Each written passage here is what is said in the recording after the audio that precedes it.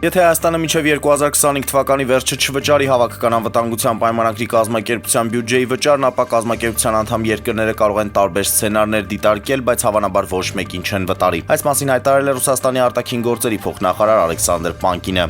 Պետական եկամուտների կոմիտեի նախագահ Էդուարդ Հակոբյանի գլխավորած պատվիրակությունն աշխատանքային այց է կատարել Վրաստան։ Հանդիպման ընթացքում կողմերը ձեռք են բերել Ասիական զարգացման բանկի օժանդակությամբ կատարվող հայ-վրացական սահմանին համատեղ հսկողության իրականացման ուղղված պայմանավորվածություններ։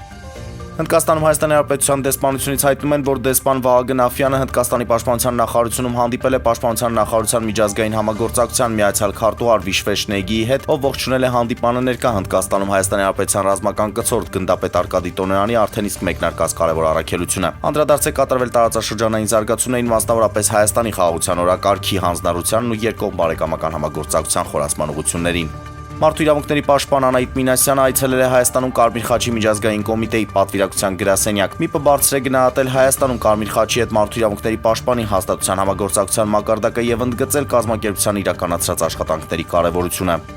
ԱՄՆ նախագահ Դոնալդ Թրամփը Fox Business Network-ին տված հարցազրույցում հայտարարել է, որ ցանկանում է ուղղակի բանակցություններ վարել Իրանի հետ միջուկային համաձայնագրի շուրջ եւ արդեն 3 նամակ է ուղարկել Իրանի գերագույն առաջնորդ Ալի Խամենեին։ Եթե Իրանը չգնա բանակցությունների, դա նրանց համար շատ տգեղ կլինի, Իրանը չի կարող միջուկային զենք ունենալ, հասանելի այդ տարբերակներ կան, ասել է Թրամփը։